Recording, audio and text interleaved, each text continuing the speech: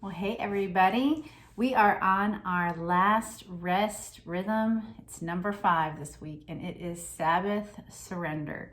I know that these first 4, they kind of have grown in their own intensity, starting with just observing and being present in the mundane, finding rest and reassurance in the ordinary. And then we have grown into some meditation and some listening and some self-awareness through that. And now we enter into surrender, Sabbath surrender. And this is, I said this earlier when we met on our Google Meet, that Sabbath is where our shadows go to die. And this is the hard work of Sabbath. I think this is where God wants to meet us the most. It is the places that we need Him the most.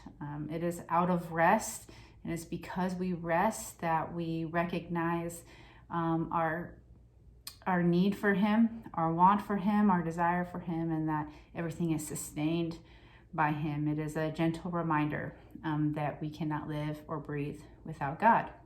And so we want to practice some of those things. And my hope is that through these last 4 exercises and 4 disciplines, that maybe you came across something you were unaware of in yourself. Maybe it is something you're struggling with. Maybe it's bitterness or unforgiveness. Maybe it's a sin. Maybe it's greed. Maybe it's selfishness. Maybe it's something that is just maybe learned behavior, innate behavior, and that God has started to unravel and help you recognize and identify some of that. And so this next exercise over the next 5 days will lead you to unpacking some of those things. And maybe for you're like, this has been great. I feel super restful. I feel more aware of my joy and of my happiness and all of my centeredness and those sorts of things, which are also good.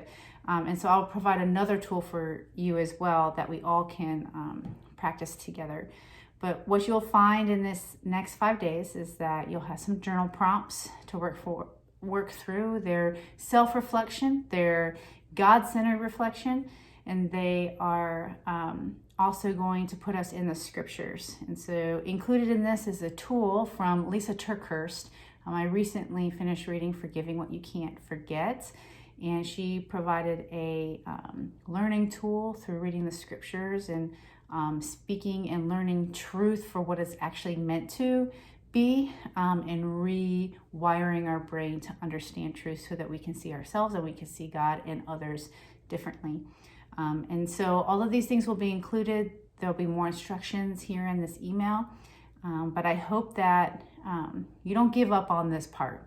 This is going to be difficult. You're going to have to make some time for it, and that you would be willing to sit in some of these spaces and let the Lord do some work, and that you would find some freedom after these last 5 days. So I look forward to catching up with you all on Sunday for our Google Meet and hearing from you all. I've enjoyed catching up with many of you throughout these couple of weeks. So let me know if you have any questions. Love you guys.